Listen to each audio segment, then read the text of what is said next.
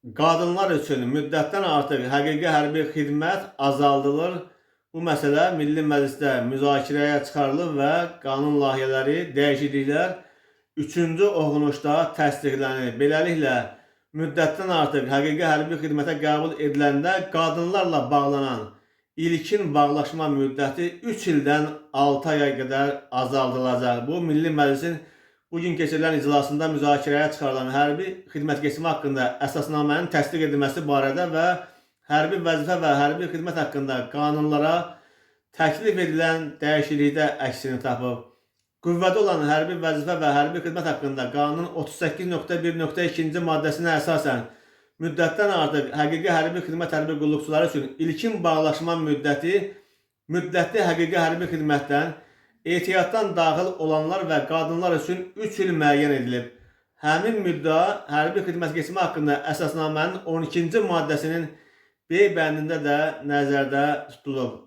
Qeyd olunub ki, praktikada kişi cinsli vətəndaşlar müddətdən artıq həqiqi hərbi xidmətə qəbul olunmazdan əvvəl müddətli həqiqi hərbi xidmət keçdiklərinə görə hərbi xidmətə uyğunlaşma mərhələsini artıq başa vurmuş olurlar.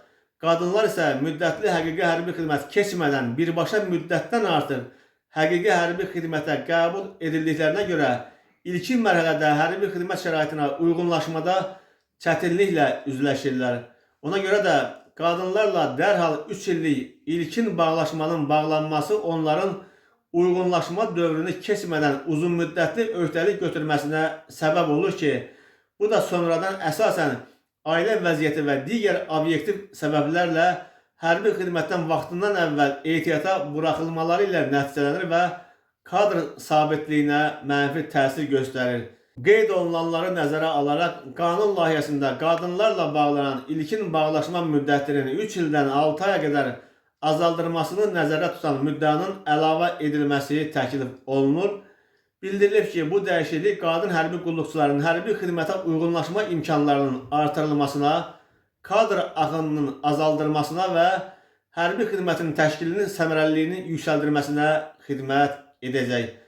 Müzakirələrdən sonra qanun layihəsi səsverməyə çıxarılaraq 3-cü oxunuşda qəbul edilib.